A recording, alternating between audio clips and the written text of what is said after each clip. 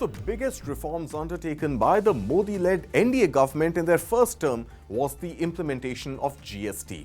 Now, after years of friction between the centre and states, on 1st July 2017, the monumental goods and services tax was finally implemented in India. And this came after countless rounds of negotiations by the then Finance Minister, late Arun Jaitley.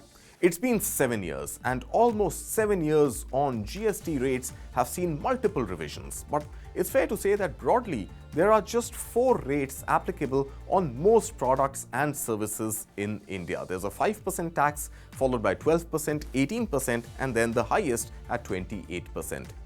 Reports now indicate that the Fitment Committee under the GST Council will likely do away with the 12% tax slab altogether in this financial year FY25, and this is likely to come around the month of July after the next government presents its union budget.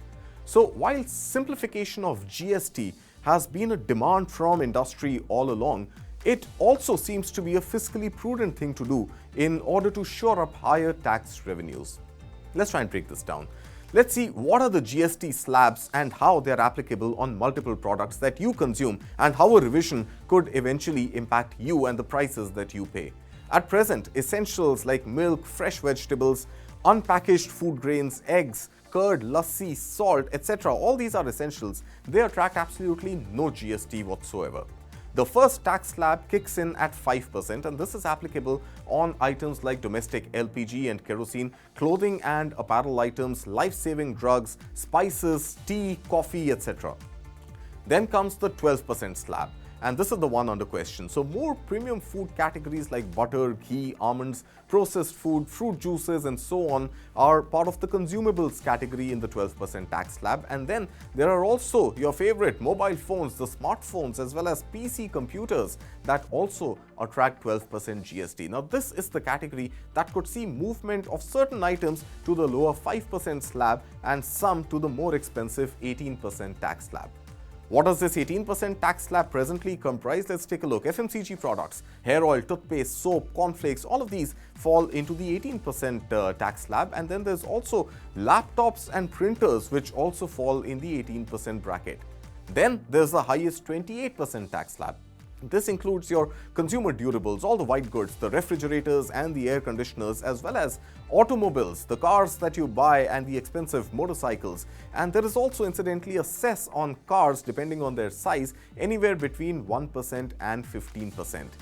So what does the government really want to do with the items which are right now stacked in the 18%, in the 12% tax bracket? What seems a likely scenario is that items which are closer to essential consumables, the category of butter, ghee, dry fruits, etc., these may see a tax cut and could fall in the lower 5% bracket. But mobile phones and PCs could likely move into the higher 18% bracket. The assumption is that the government will want to spark an FMCG demand by cutting prices, thereby still raking in almost the same amount of taxes, albeit at a lower rate. But with growing consumption, the total volume of taxes collected could more or less remain the same.